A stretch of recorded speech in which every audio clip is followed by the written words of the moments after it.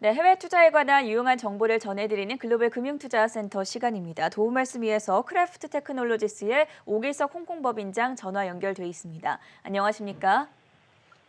네, 안녕하세요. 인공지능 기반의 액티비티 애플을 뉴욕에 선정하고 있는 크래프트의 오기석입니다.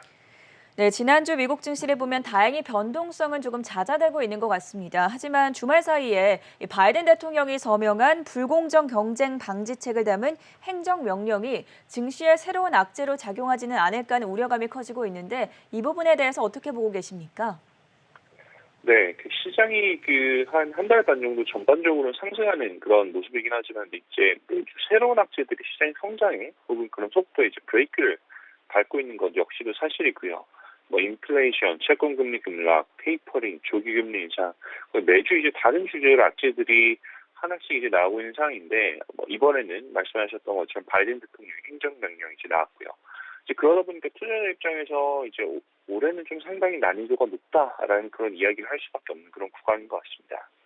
지난주 금요일에 바이든 대통령의 그 행정명령, 이제 복잡하긴 하지만 뭐 일부에서는 그냥 대기업들에 대한 독과점에 대한 시정을 하라는 행정명령이라고 얘기도 하고 있는데 이 뉴스 같은 경우 월스트리트저널에서 이제 탑뉴스로 다룰 정도로 앞으로 이 진행 방향에 따라서 좀 향후 파장이 커질 수도 있다라는 생각이 들기도 하는데 이번 명령 같은 경우는 이제 세세한 내용들이 좀 굉장히 다양하고 복잡하긴 하지만 결국은 반독점 그리고 빅테크 기업들이 지금까지 해왔었던 잠재 경쟁사를 인수해버리는 그런 킬러 인수와 같은 이런 이제 내용들에 대해서 좀 제재를 하자라는 것들을 주요 내용으로 골자로 포함을 하고 있습니다. 이번 바이든 행정부의 행정명령을 보면 중국과 좀 비슷하게 정부가 기술주 기업들을 견제하는 모습입니다. 사실 최근 들어서 빅테크 기업들이 크게 반등을 해줬고 지난주만 하더라도 애플이 5% 그리고 아마존이 8% 넘게 급등을 하기도 했었는데 이렇게 행정명령이 다시 살아나고 있는 빅테크 기술주들의 악재로 작용을 하는 것은 아닌지 찬물을 붓는 것은 아닌지도 우려감이 커지는데 이 부분도 살펴주시죠. 네, 말씀하셨던 건 6월 이후에 이제 가파른 상승세를 기록하고 있는 애플 그리고 아마존 이런 빅테크 기업들에게는 지금 나온 뉴스가 악재인 거는 맞고요. 다만 이제 어느 정도는 안 좋은 것이냐라는 부분에 대해서는 좀 추후 상황을 지켜봐야 해야 될 것 같다라는 생각을 하고 있습니다.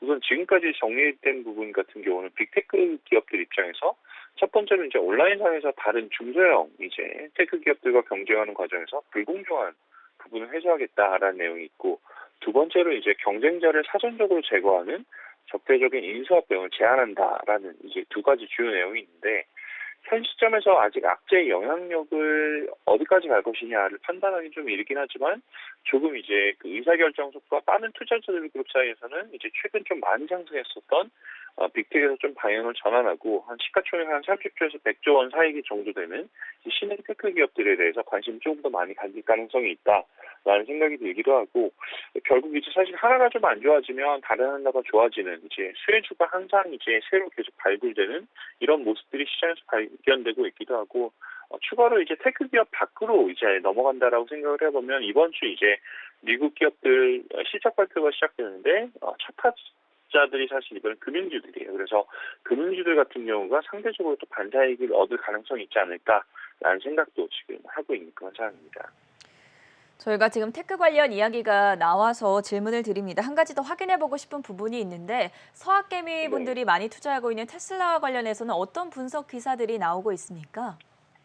네, 최근에 사실 이제 지난 금요일에 이제 미국에서 투자자분들이 가장 많이 보는 사이트 중에 하나가 마켓워치라고 이것도 월스트리트저널 산하 이제 기사인데 거기서 이제 테슬라에서 나온 기술적인 시그널에 대한 이야기가 좀 나왔습니다. 이제 최근에 이제 50일 이평선 그리고 200일 이평선 역으로 교체하는 데스크로스가 발생을 했다라는 기사가 나왔고 이게 하루 종일 이제 탑뉴스로 이제 걸리기도 했었었는데 이러한 데스크로스 같은 경우는 많은 기술적 애널리스트들이 단기적으로 지금 일어나고 있는 가격 조정이 장기적인 가격 둔화로 넘어갈 수 있는 시작점으로 보는 그런 경우들이 있기 때문에 좀 주의가 필요하다라고 생각을 하고 있고요. 테슬라에서는 2019년 2월경에 이제 데스크로스가 발견된 적이 있는데 이후 한 3개월 동안 한 44% 가까운 하락세를 겪기도 했었습니다. 그러니까 다만 이제 데스크로스가 발생한다라고 해서 항상 이러한 하락이 발생하는 건 아니고 뭐 단기적으로 조정을 마치고 상승하는 경우도 있으니까 이런 점도 같이 있다라는 점을 좀 종합적으로 참고해 주시면 좋을 것 같습니다. 만약에 테슬라 가격이 이런 식으로 모멘텀을 잃어가면서 주가가 하락하게 된다면 투자자들이 추가적으로 좀 주의할 부분들은 어떤 것들이 있겠습니까? 네, 뭐 좋은 사실 기업의 이제 그 기업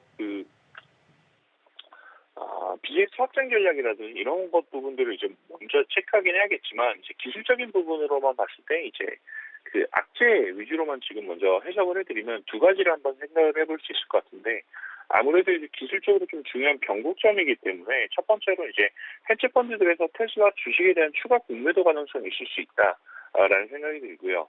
그러니까 마이클 버리츠 같은 해치 펀드들이 이제 그 중에서도 이제 테슬라 주식에 대해서 회의감을 가지고 있는 그런 이제 투자자들이 추가적으로 자기들의 이제 그 공매도 의견을 표명할 수 있는 시작점이 되지 않을까라는 생각이 들기도 하고 하나 더 이제 주의해야 될 거는 최근 들어 사실 미국의 ETF 시장이 사실 규모가 급증을 하고 있습니다. 근데 상당수의 ETF들은 지수를 추정한다라는 사실을 주목해야 될 필요가 있는데 테슬라처럼 주가 모멘텀이 좋았던 종목들은 모멘텀 전략을 사용하는 지수에 많이 포함이 되어 있었어요. 근데 이제 종목이 모멘텀을 잃게 되면 모멘텀 지수 자체에서 제외되는, 결국 편출되는 그런 경우가 발생을 하는데 테슬라 같은 경우는 S&P 500 모멘텀 지수에는 이미 제외가 되었고 그리고 사실 이거보다 충격이 좀 클 수 있는 게 약 17조 원 규모가 되는 미국 최대 규모 모멘텀 ETF가 추정하는 모닝스타 모멘텀 지수에서는 아직 제1종목으로 포함이 되어 있습니다. 해당 지수 다음번 리밸런싱이 올 11월이 되는데 그때까지 사실 테슬라가 모멘텀을 복구하지 못한다라고 하면 아마 제외될 가능성이 높고요. 그렇게 된다면 7천억 원이라는 자금이 한 번에 이제 테슬라에서 빠져나가는 그런 좀 충격이 발생할 가능성도 있다라는 생각을 지금 먼저 한번 말씀드려봅니다. 바이든 대통령이 서명한 행정명령과 그리고 테슬라에 대한 자세한 진단까지 들어봤고요. 지금까지 크래프트 테크놀로지스의 오기석 홍콩 법인장이었습니다. 고맙습니다. 네, 감사합니다.